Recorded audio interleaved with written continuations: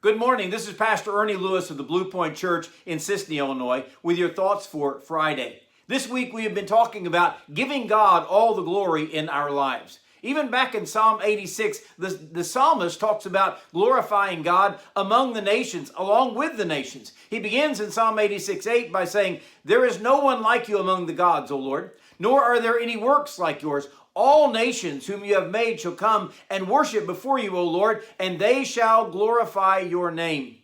It reminds us of the New Testament when it talks about the world and the nations glorifying Jesus. In Philippians chapter 2, he says, "At the name of Jesus, every knee should bow, of those in heaven, those on the earth, and those under the earth, and every tongue shall confess that Jesus Christ is Lord, to the glory of God the Father."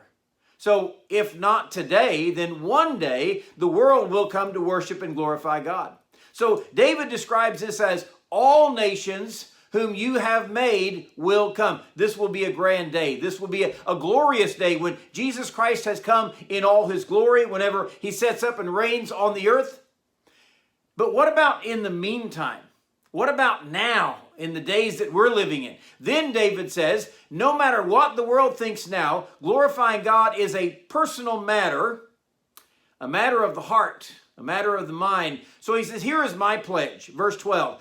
"I will give thanks to you, O Lord my God, with all my heart, and will glorify your name forever."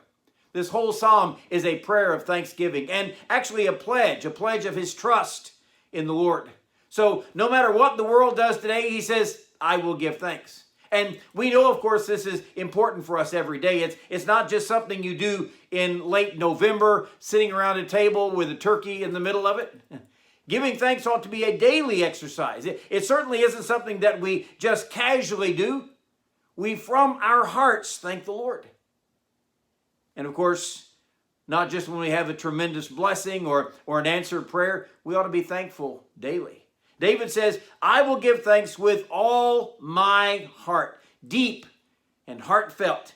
And finally he says, and I will glorify your name forever.